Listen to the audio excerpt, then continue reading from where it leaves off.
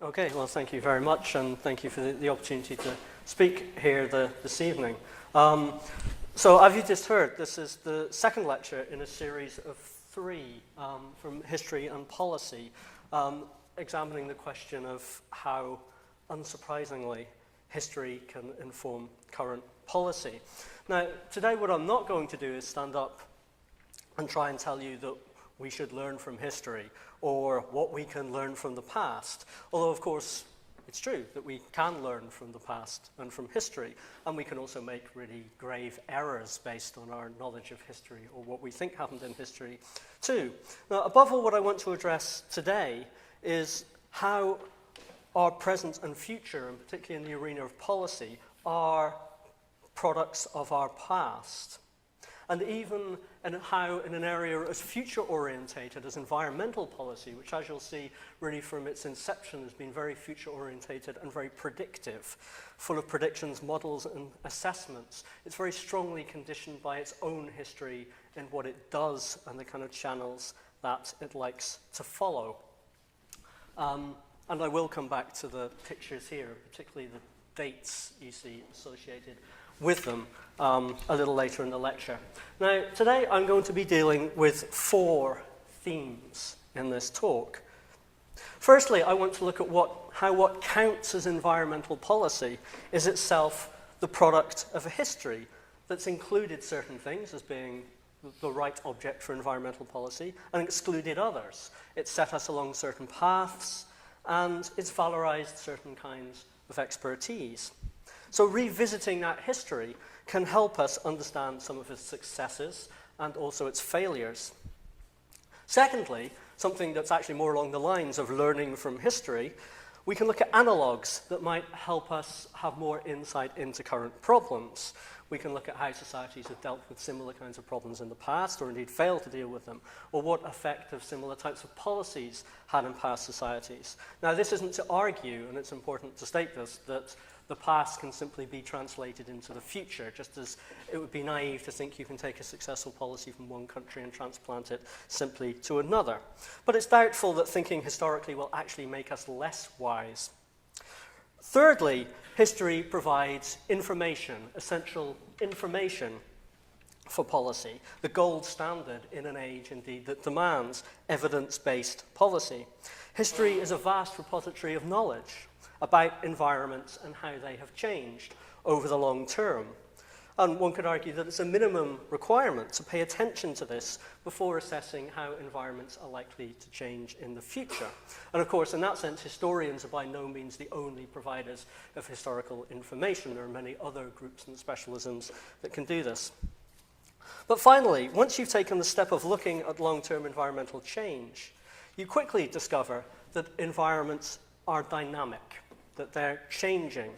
And the baseline chosen for when we think the environment was in a good state, a time that we see that it's been in a state of degradation since then, or a kind of state that we might want to restore, is essentially a choice about the desirability of a particular historical state. It's not the state generally that it's been in some kind of endless aeon of time, but a state that has particular appeal to us for any number of reasons. Now, of course, environments, some of them do remain stable, sometimes for hundreds or even thousands of years, and that partly depends on the scale on which we can examine them. We might think, for example, on a large scale, an environment remains fairly stable in all of its elements, but if you look at any particular place, it's changing all the time. So these kind of perceptions make a difference. But to be aware of this dynamism and the idea that the environment isn't fixed isn't to say then just that anything goes for the future. Any environment is just as good as any other one. Rather, it helps us make explicit what values we're applying when we make a judgment about the desirability of a particular landscape or an environment. We can't just say we're taking it back to time X because everything was better there. There are some values that we have to attach to that and that we should reflect on, that we're applying to it, that make us contemplate what in fact we really want and what we're getting out of that experience. And in some ways, as we'll see, this kind of thinking was actually more explicit before what you might call the environmental turn in policy, something that's really the product of the post-war era and really hardly half a century old, when environmental policy that we think of today explicitly became environmental, when that word was really started to have its modern usage. Before that, there are plenty of things that we now call environmental policy, and particularly the demarcation of nature reserves, conservation, and national parks. But they were often protected for, if you like, much more explicitly human values, and in fact, particularly in this country, beauty, rather than anything else, which is not to say that's better than what came afterwards, but in the sense the cultural conditioning of what we thought to be a desirable environment was made much more explicit at that time. Now, in today's lecture, I'm certainly not going to try and provide a comprehensive history of environmental policy, either in Britain or anywhere else, and even less so environmental change. And in fact, in regard to Britain, I would direct you, above all, to the marvellous work of John Shiel over the years and Chris Smout to discover more. And I think there'll be a text of the lecture distributed afterwards with references that you can follow up if you wish. Now, to begin, firstly, what is environmental policy now, and how did we get here? What kind of beast it is? What kind of beast is it? Well, in some ways, this is hard to say, and it's clearly also been quite hard for prime ministers to decide exactly what it is over time. Today, the environment, politically, is dealt with by the Department of the Environment, Food and Rural Affairs, DEFRA, that was set up in 2001. And at this point in time, the environment ceased to be intimately linked in the official mind of the central government with transport and the regions that it had previously been connected to under the Department of the Environment, Transport and the Regions that was itself created in 1997. Instead, the environmental aspect was extracted out of that and married to what previously had been the Ministry of Agriculture, Fisheries and Food, that itself had been founded in 1955, but in fact has a longer history running back to the Board of Agriculture of 1889. And a Ministry for the Environment was originally created in Britain in 1970, which actually is a kind of key date around many parts of the world for setting up that kind of institution. On the other hand, something like climate change, which many people consider to be the premier environmental issue of our time, it was allocated its own separate department, which of course is linked to energy, in 2008, DEC as the acronym knows. And the list could be extended back in time and internationally, and you'll be glad to hear I'm not going to go through every single shift and change of title that has occurred. But of course, beyond that, there are many other agencies that manage our environment and that also interact with these government departments. DEFRA, for example, liaises with and also directs the Environment Agency that was established in 1996. And the mandate of the Environment Agency is to, quote, to protect or enhance the environment taken as a whole. Now, in practice, this slightly enormous task that it set for itself primarily means the management of waterways and coastal sites, the regulation of waste disposal, and the monitoring of air pollution. So, generally issues to do with safeguarding property, ensuring access, and preventing contamination. When it comes to the protection of species in nature reserves or sites of special scientific interest, SSSIs, or indeed the power to nominate and manage cherished landscapes in national parks or areas of outstanding natural beauty, we find a whole different constellation of institutions tasked with this. Large areas, such as the parks, have their own statutory bodies that work in tandem with local councils, generally county councils, to ensure access and influence planning. There are some areas in the country that enjoy protected status thanks to the European Union, while conservation work is led in England by Natural England, which was a rebranding in 2006 of an institution previously called English Nature, itself merged with the Countryside Agency. And these were the inheritors of earlier changes in conservation in 1991 that had seen the amalgamation of the Countryside Commission and the Nature Conservancy Council, which in turn, you can go around back through various iterations, have their roots back in 1949 with the establishment of the Nature Conservancy as part of the National Parks Act. Now, in a sense, enough of that tedious detail. What I want to indicate with that is that politically, the domain that's actively marked out as environmental may shift with time and place. And indeed, often it isn't even given that particular name. Indeed, we could argue that environmental policy as such has been around since medieval times in some form. We've had legislation in this country on issues such as fire prevention, street lighting, air and water pollution, the management of fields, fishery protection, and wood supply for many, many centuries, mostly beginning in the 14th century, but with much development since then. So in some ways, what really makes modern environmental policy distinct from the past is the idea that all these things should somehow be gathered together in the same institution, or in an interlinked set of institutions, and that they actually belong to the same policy area. It's their connectedness and our recognition of that fact that's novel. Now, thinking about and legislating around nature, perhaps in the sense of modern conservation, took off really in the 19th century and was connected above all to two movements. The first towards the protection of species, where extinction was feared, and this was especially the case in Britain with birds, particularly birds that were in decline because of the allegedly frivolous demand for feathers in hats. And of course, it was organizations like the Plumage League against women wearing feathers and hats that led to the setting up of the RSPB in the 1880s. And I probably won't need to tell the audience, there's long been a strong connection and a kind of moralized connection between critiques of consumption and consumption of aspects of nature because of the damage that it's doing to those aspects, but is also very neatly linked with damage that people sensed was also being done to people's morals because of that kind of consumption too. So it was kind of unvirtuous consumption leads to damage of nature. That was the first movement, so a movement kind of against extinction, but also a movement against extravagance. Secondly, there was a movement to protect spaces where nature provided what we now call green lungs for recreational and health reasons, particularly for growing urban populations. And from the 1860s, we also see the gradual emergence of a global movement for protecting parks, or designating spaces as parks, often founded on ideals of grandeur and wilderness, national parks linked to nationalist and nation-building sentiment.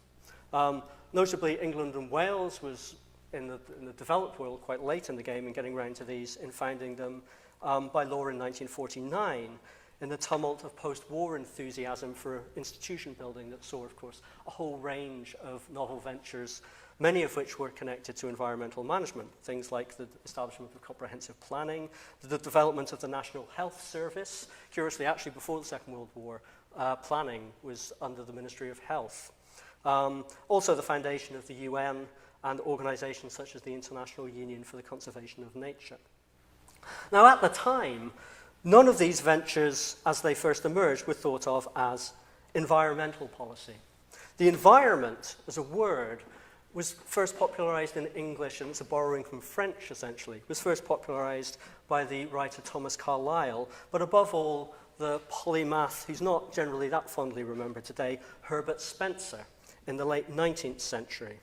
But the environment then was seen as a thing that affected you, rather than something that people affected themselves. Although plenty of earlier writers since antiquity had noticed our capacity to affect soils, forests, water flows, and so on. But the environment had not acquired a name as something that had an interconnected life of its own and as something that could be changed by us. And this really all changed after World War II, partly because of the experience of the war and thinking globally and the challenge of wartime logistics, but also to do with mounting evidence of worldwide impact of population growth and fears of scarcity of raw materials and an increasingly globalized logistics system. This was the context for books such as those that appeared in 1948, like William Vogt's Road to Survival, that was a huge bestseller at the time, or Fairfield Osborne's Our Plundered Planet. And it's at this moment that the notion of the environment as something kind of autonomous from us and that can be affected by us really emerges. A system under threat, primarily first used by people who are trained in ecology, and it's the moment when the ideas behind modern environmental policy were born. The world is sick, declared Vogt in 1948, and people were seen as the main problem, indeed almost a type of pathogen. So rather than the environment being something that could negatively affect us, it was suddenly seen as humans were somehow a diseased species on the planet. And in many ways, it was not that any of the environmental problems identified at this time were new in themselves, but rather that they were seen for the first time collectively as environmental problems. Now, intellectually, this turn in the late 40s and 50s paved the way for developments that were really having an institutional impact by the end of the 1960s, setting up of environmental protection agencies, most famous of which was signed into life by Richard Nixon in 1970, the National Environment Research Council of 1964 in the UK, and by 1970 also in Britain, the new Conservative government's Ministry of the Environment. The explicit call for environmental policy was made by an American planner called Linton Caldwell in 1963, explicitly as a way of linking together problems that previously had been dealt with in isolation. In his words, "In our characteristic concentration on intensive specialized analysis of our public problems, we emit so many data for our normal field of vision that the integrating profile in them does not appear. I will ask whether environment as a generic concept may enable us to see more clearly an integrating profile of our society." And of course, around the same time, Rachel Carson's famous book, Silent Spring, in 1962, popularized research that demonstrated the dangers of pesticides and introduced ecological thinking to a broad new audience. So the notion of the environment was in essence a plea that we weren't doing enough joined-up thinking about the world that we lived in. But in truth, this demand for integration that really came with the concept at its birth wasn't fulfilled in ways that might have been hoped. In practice, environmental policy tended to fall into two distinct areas. In fact, following Caldwell's words, it developed new forms of intensive and specialized analysis. First was the protection from hazards, new regulatory and monitoring systems for dealing with chemicals, flooding, and so forth. Second was preservation, using in Britain the Nature Conservancy, applying planning restriction, protecting species and areas, but with usually limited budgets and often with a very limited scale of action. So to go back to this, our kind of two branches of environmental policy are dealing with, in some ways, the hazards of the bomb or what technology unleashes upon the world and the need to manage that technically, and then the preservationist aspect of protecting what we cherish. And Bambi actually was very explicitly made by Walt Disney for these reasons. It was basically a conservationist propaganda film put together in the war in 1942 to kind of change attitudes in that regard. Indeed, this second mission of preservation tended to be split in the UK between very small areas that were monitored by scientists for particularly rare and valued species generally, and larger landscape scale protected areas with the emphasis being on amenity, recreation, and character. And in large part, nearly all of this work was negative rather than positive. That is, it forbade people to do things rather than inspired them or thought about what direction we might take. And the result of this is a rather fragmented system that we inherit today that struggled to live up to the ambition expressed initially in the concept, the environment. Policy, it should be said, has been fairly successful in mandating and employing scientific experts dealing with very specific problems. But the wider problem of an integrated management of the environment remains. This is apparent in, for example, current funding of research into the National Ecosystem Assessment and the use of the language of ecosystem services as a way of describing why we should value nature. Nature is being valued in this language for the service it provides, whether it's the capacity to grow plants or provide us with clean water or air, in the same way that a car provides the service of mobility, or a bank might provide us with the service of storing money, or at least we like to think that's the service that it's providing us with. Now, the National Ecosystem system assessment in many ways is actually kind of pioneering on the world scale of an audit of the environmental resources of this country, and is extremely valuable as such. But it's still generally organized along established land uses and administrative responsibilities, with rather little boundary crossing, even if integration is a strongly expressed aspiration within it. Policymakers thus far have struggled to turn the valuing of environments into broadly accepted measures for policy. But I think it's actually this idea of integration, this seed in the idea of the environment, that to some degree explains the rapid recent uptake of the idea of ecosystem services. And I don't want to dwell on this for too long, and actually I'm putting up a couple of comments here about the justification for doing so. Ecosystem services, if you're not familiar with it, is an idea that really comes from environmental economics as a way of making what nature does for us comparable with what we get out of economic activity, and in some cases, even to create monetary value for these services as a way of comparing them with other things that we could invest with or other costs that might be burdening our society. Now, although it's unusual to try and do this at a national scale as we're doing now, in fact, this has been done many times before, particularly, and probably the more familiar sounding, cost-benefit analysis that appeared in the late 1940s as a way of deciding whether government should invest in infrastructure projects. Numerous local studies, particularly in the United States, attempted to put a money value on what nature does for us. Now, while such attempts then and now can be enlightening and interesting, they actually firstly told us little new about the functioning of the environment, or indeed why we value it. One can, for example, value scenery by the tourist revenue it brings in. And most values of landscape and ecosystem services end up valuing them above all for tourism. Or you can value them according to how far we're prepared to travel to see it.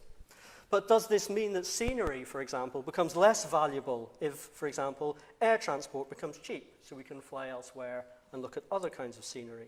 Or our incomes decline, so we spend less money on holidays? Does this also bring a lesser value to the things we used to go and visit on holiday? Do we value something less because we can see it out of our back window than if we have to drive there? These kind of points that I'm just making, and what cost-benefit analysis found quickly, was that opponents in debates over the best way to manage landscapes and the environment tended to quickly and simply produce very similarly styled analyses that put different values on things, mostly by including different sets of criteria in the valuations. So instead of allowing one to see more clearly what was valuable and building up a consensus around that, the effect of the numbers was that they were generally simply used to shore up already existing positions. Although it should be said that many people produce the numbers, including civil servants today, because it's a statutory obligation that they have to in introducing policy measures. And we see similar kinds of problems in some ways in looking at many things today, but classically something like the high-speed to rail link, that there are many kind of valuations of what, or many assessments of what should or should not be valued in the benefits that it can potentially bring to the country and the costs. And people who are for or against use essentially the same methods, but quibble with methodological differences about what should be included, none of which shifts the positions that they essentially held in the first place before they started having the debates. So if the terms of these kind of analysis are not relatively simple, we have found historically, and we find today, that methodological debates end up acting as screens for what are in fact political debates. And often there are also profound methodological difficulties that shouldn't be underestimated. If we want to value the services of an ecosystem, for example, should we value or assign the full value to every single part, such as the fungi in the soil, the trees, the invertebrates, etc.? Because if you removed any one of these elements, the ecosystem as a whole would fail to function. Do we value the tree or the forest? If we assign the value of the services we get from a forest to the forest as a whole, then how should we value any individual tree? Such methods can answer some questions, but they also raise many more questions. And in fact, turning nature into services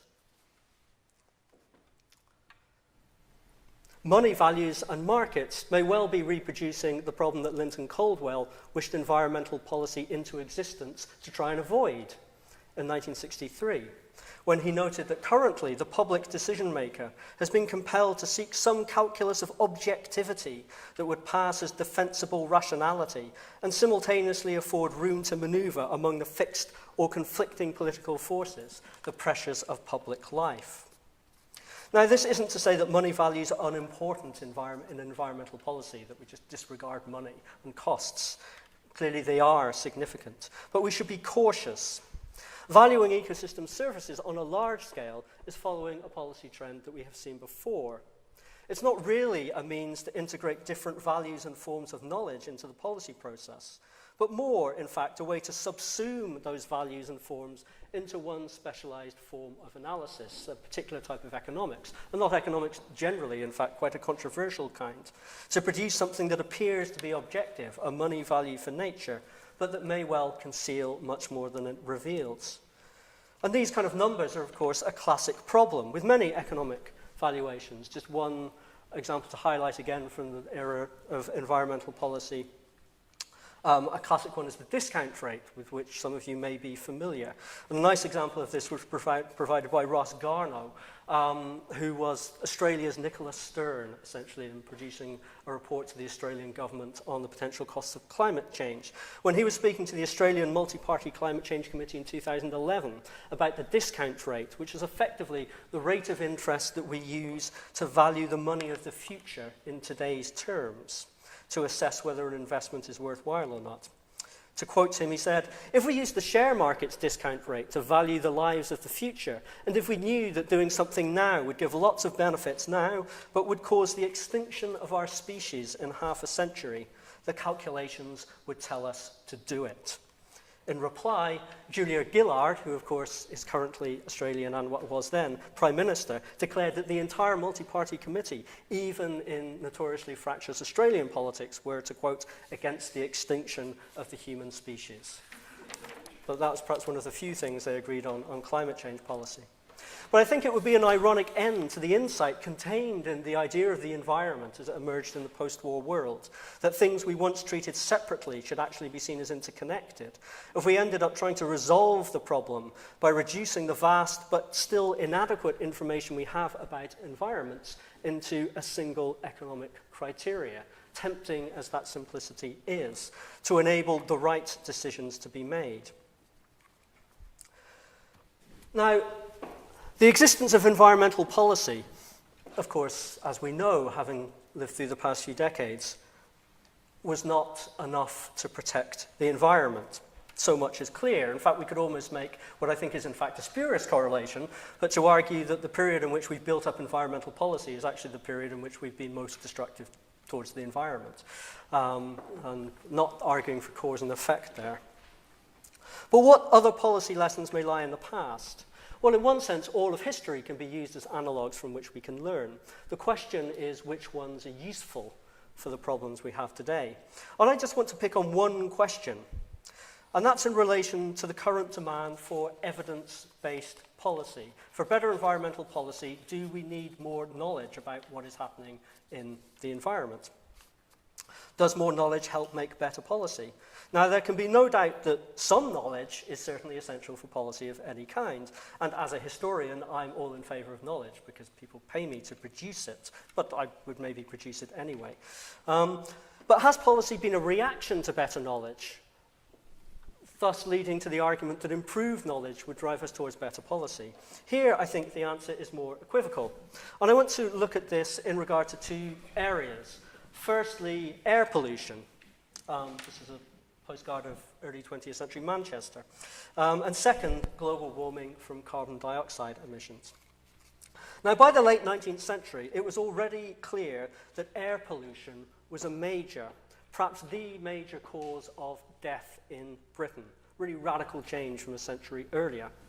Or, in the words of the Chief Sanitary Inspector of Glasgow, Peter Foyle, after a fog of November 1909 had killed many people in the city, "Let us use no euphemisms, no glossing words to cover our own misdemeanors in the vain attempt to to blame Dame Nature. The citizens themselves, along with some manufacturers, are alone to blame. The dire effect, death, this excessive death, is due to one thing and one thing alone, and that is smoke. Now, at the time, in the 19th and early 20th century, factories were largely blamed as being the greatest culprits for producing air pollution. And so gradually some forms of rather ineffective regulation were introduced, such as making higher chimneys to disperse smoke. But as Foyle actually argues here, domestic hearths, the homes of the cities, were actually the main source of the problem. There were many voluntary efforts to change behavior by admonitions to, using resources more efficiently and wisely, not unnecessarily, lighting your fires, and advertising new technologies like the use of gas and electricity as somehow being virtuous and for health and nature around you. But these all had relatively little effect. Factors that encouraged resistance to any move away towards smokeless fuels included a persistent popular belief in the healthy ventilating effects of coal fires, the fact that coal fires remained much cheaper than alternatives, the fact that there was a dominant rental sector where people living there didn't have an incentive with insecurity of tenure to invest in the long-term value of the house, but neither did the landlord have an incentive to do this, for a problem that was perceived as social rather than personal. Hence, no real action came until after the Great London Smog of 1953, which is now reckoned to have killed around 13,000 people in 1 week in December. It's thought to have killed a few less at the time, but still thousands. And then the Clean Air Act that had to wait until 1956. Change, finally, was facilitated by a rapid cheapening of alternative fuels after World War II, but most immediately by the stick of a ban on smoky fuels, coupled with the carrot of large subsidies for new heating equipment. And it was actually negotiating the subsidies that took the couple of years between the bill first being introduced into Parliament and the Act finally being passed in 1956. It was not a question of either or with the carrot or stick, but of both being deployed simultaneously. The political will to do so was created by a large number of people dying in a very short space of time from a highly visible phenomenon, the smog that was right in front of your face, rather than the particles that were in fact in the air all the time. But no new knowledge was required to achieve this, because the problem had been absolutely clear in medical circles for decades. Now, onto climate. Now, already at the end of the 19th century, it was understood that burning a lot of fossil fuel around the globe was going to heat the world up because of CO2 emissions. The most famous, in retrospect, prophet of this, although he wasn't the first person to come up with the idea, was the Swede Svante Arrhenius, who published this article in 1896, which was the first to kind of technically deal with the problem and trying to make an estimate, which turned out to be surprisingly accurate, of how much the world was likely to warm up. However, at the time, this wasn't a great preoccupation of climate scientists more generally. They were focusing on other problems at the time, an understanding of regional weather and more accurate weather forecasting, and the obviously important focus on variations in incoming solar radiation. And it's certainly true that over the long term, it's variations in the output of the sun that above all affect the climate on Earth. And although, in fact, there was some measurement in the 20s and 30s of warming, particularly around the poles in the 20s and 30s, it was seen much more as a regional phenomenon because people simply weren't trying to measure the overall climate of the globe. And in fact, in the 30s, polar warming, which was quite dramatic at the time, was called climate embetterment. There's a lot in the language about how people feel about things. It was only really after the Second World War, with the advent of modelling of the global climate system, a lot of which was actually funded by the military. Basically, air warfare was the best thing that ever happened to weather forecasters, because they got huge amounts of investment from the 1940s onwards for their science. But it was really the development of post-war modelling and the computer capacity to do so that the potential for warming from CO2 emissions became the subject of much more attention. And by the end of the 50s, within climate science, it was seen widely as serious prospective issues. So this is from a UN report in 1959 looking at likely levels of CO2 increase as a result of fossil fuel emissions. By the end of the 1960s, The famous Keeling curve, measuring increasing atmospheric CO2 concentrations in Hawaii, was suggesting that these models were, in fact, correct. You can see this scale going up to nearly 2005 was at 380 parts per million, coming from when the measurement started around 310 in 1960, and of course just the other week we passed 400 parts per million of CO2 in the atmosphere. Frank Fraser-Darling's Reith lectures in 1969, famous BBC lectures, already warned of dangers from the greenhouse effect from burning fossil fuel, and he called it the greenhouse effect, that was going to melt polar ice caps and cause massive coastal flooding. It took another 8 years before the first warning about the greenhouse effect from fossil fuels appeared in The Economist in April 1977, but it was there already, and The Economist actually published quite a few articles about this in the 70s. Yet policy impact was delayed for another decade, and still moves only slowly, as we know, despite huge refinement of the data, huge growth and sophistication of climate models, none of which has changed the basic story. They've made us aware, basically, that the change could happen more rapidly than we previously thought.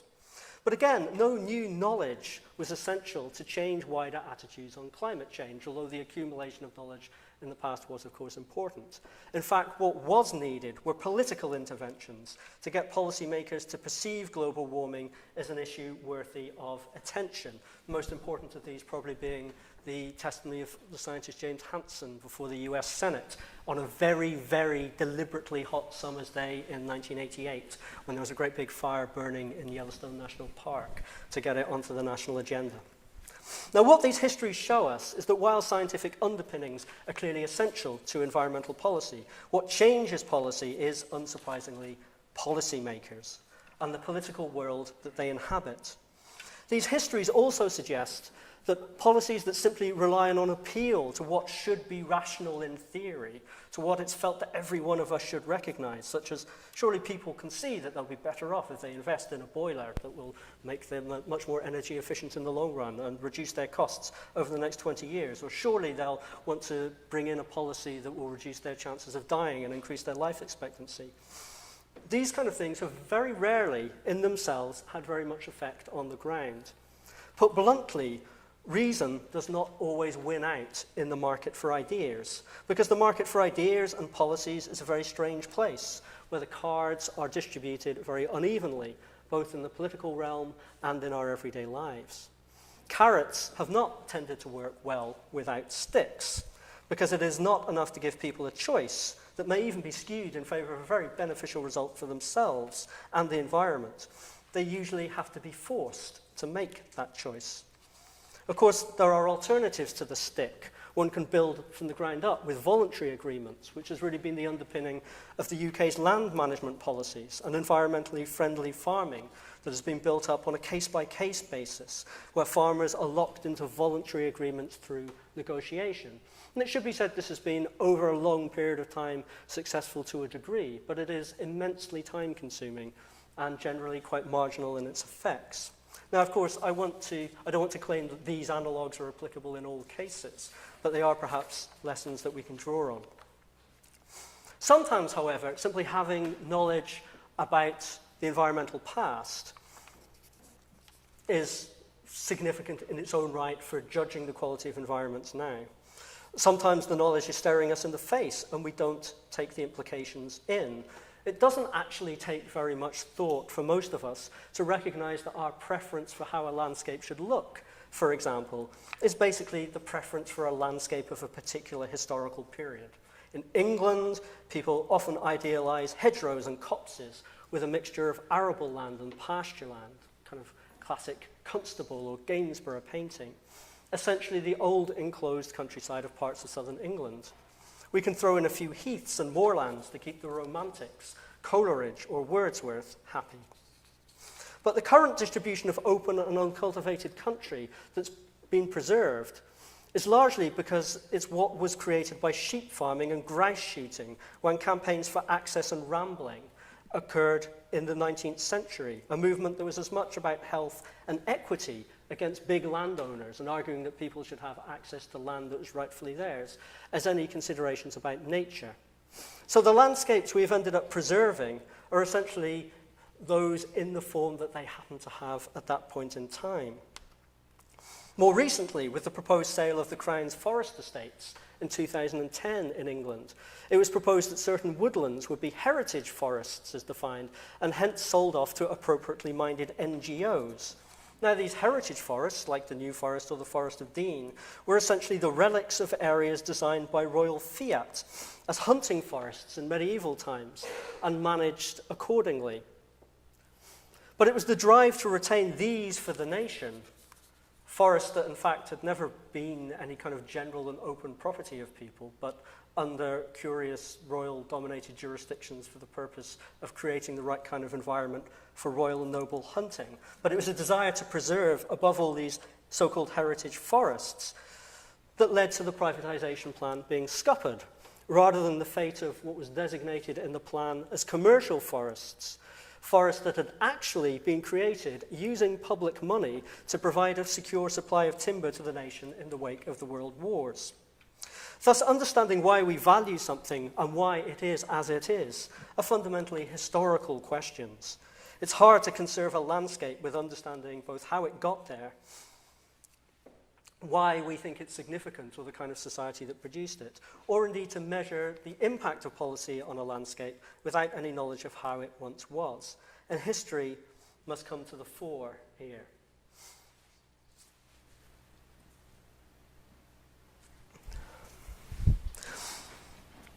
It's also good to be aware of how we class and indeed protect things.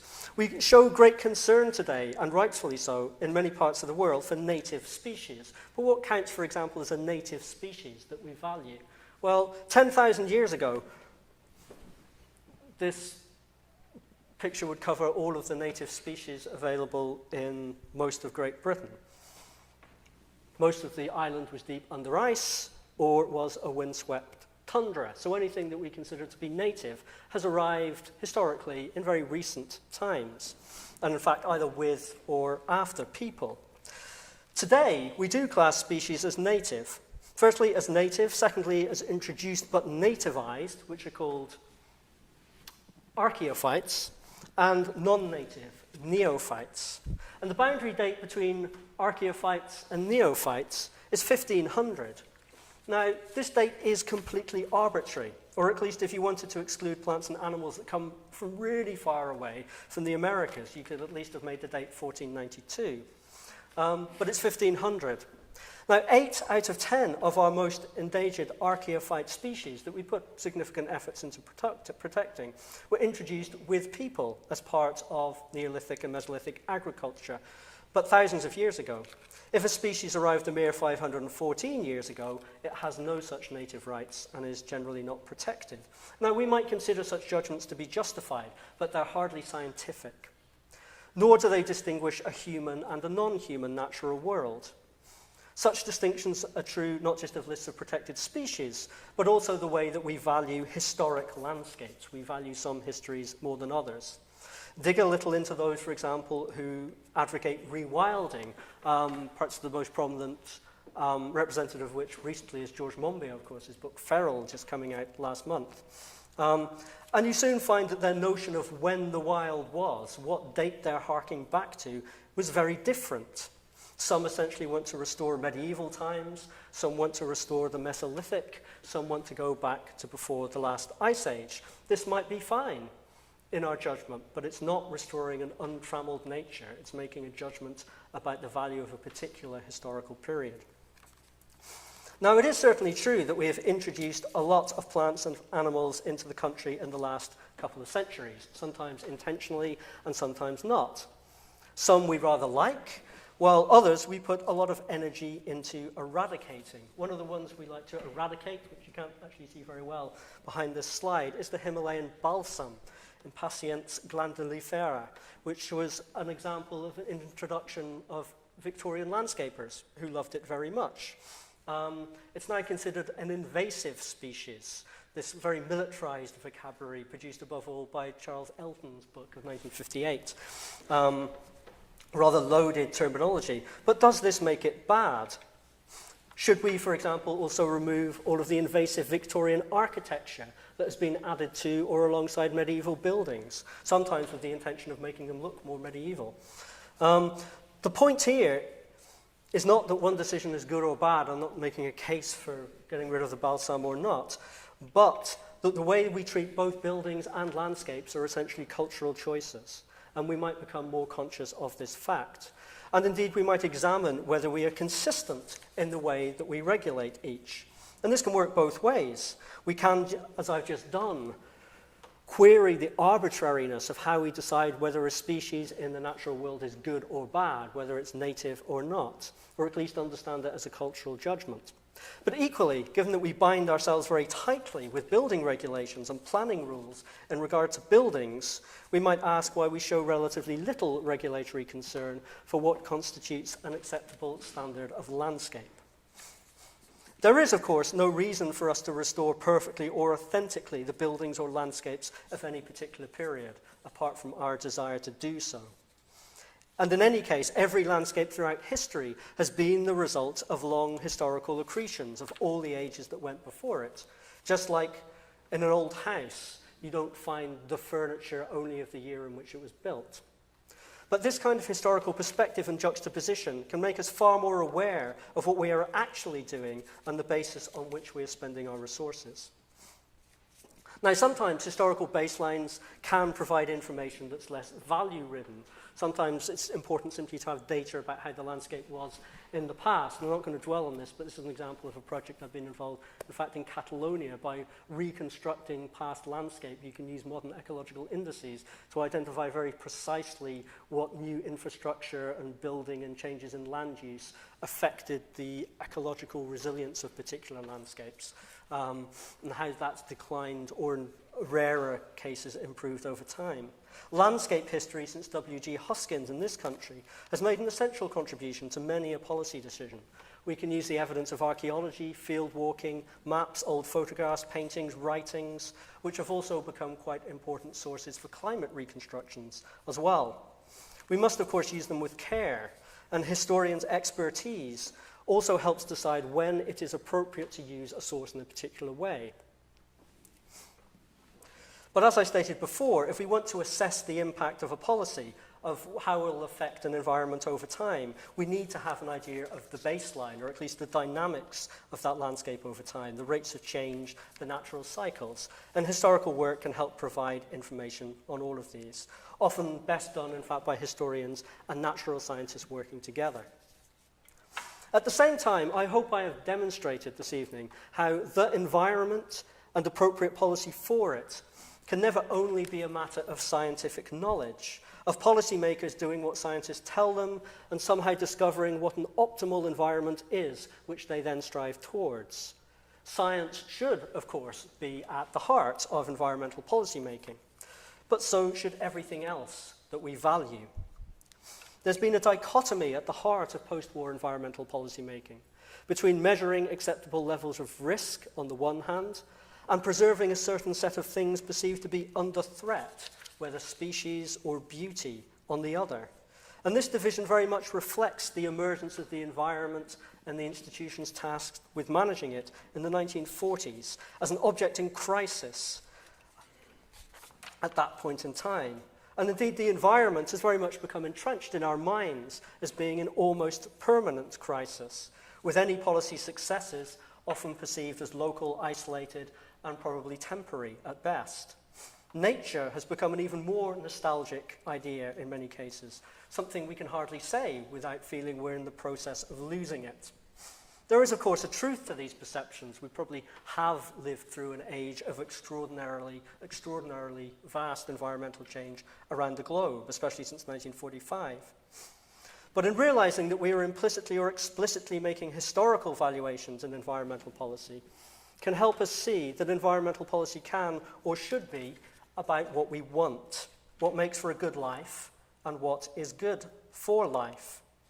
This was the spirit in which pre-war conservation and preservation ideals were often drawn up, and in fact very much went into the development of the national parks movement, as well as a question of safety or security.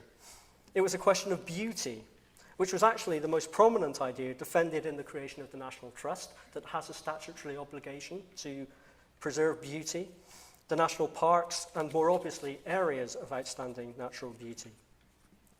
Now, beauty is, of course, rather far from the objective calculus that policymakers, evidence-based kinds of people, I should say as a historian, I'm also an evidence-based kind of person, but it's rather distant from the kind of thing they're supposed to be seen to be using. At the other end of the cognitive scale, perhaps, policy has also seen great success at times where specialists have been able to measure numbers in a relatively restricted way, toxicity levels to control water quality, or stepped in to protect species when their numbers become sufficiently small that the survivors suddenly become valued enough to stop them being destroyed. Now, looking to the future is, of course, a more perilous pastime than peering into the past, albeit with the advantage that people can't immediately prove that you're wrong. I think history can be useful to environmental policy in a million little things, and can also make us wary of great claims and indeed great solutions. But on a grander scale, some of the deficiencies of environmental policy I've highlighted today have been dealt with or moved. There's a movement towards dealing with them in measures such as the 2010 Lawton report, which is probably familiar to some of you here, Making Space for Nature, that was commissioned by DEFRA and is now steering the objectives of Natural England.